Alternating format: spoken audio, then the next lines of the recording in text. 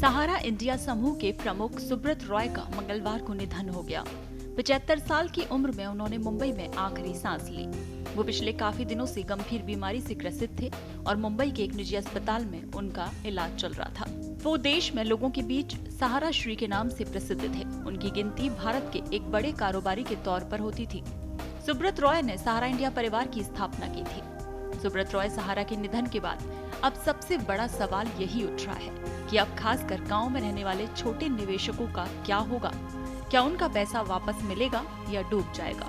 आपको बता दें कि देश भर के लाखों निवेशकों का पैसा सहारा इंडिया में फंसा हुआ था। सहारा में निवेश के मैच्योरिटी पूरी होने के बाद भी लोगों का पैसा वापस नहीं मिल रहा था। इसके बाद सुप्रीम कोर्ट के फैसले के बाद निवेशकों में आस जगी थी। इसी साल जुलाई में केंद्रीय गृह व सहकारिता मंत्री अमित शाह ने फैसला लेते हुए सहारा रिफंड पोर्टल लॉन्च किया था। इसके बाद करीब 10 करोड़ निवेशकों को बड़ी खुशखबरी मिली थी। इसके तहत उन निवेशकों का पैसा वापस मिलता था जिनकी मैच्योरिटी पूरी हो चुकी थी।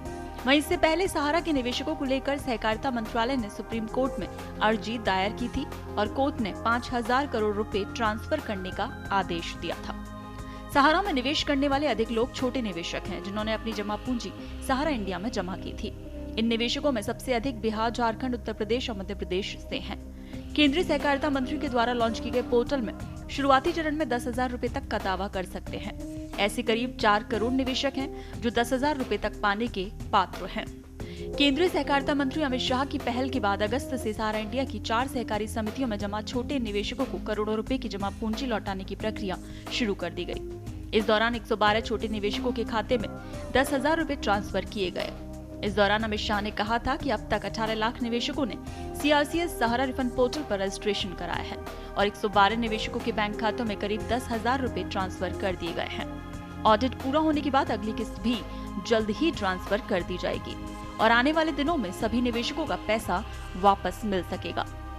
सरकार की जिम्मेदारी है कि निवेशकों का पैसा वापस मिले।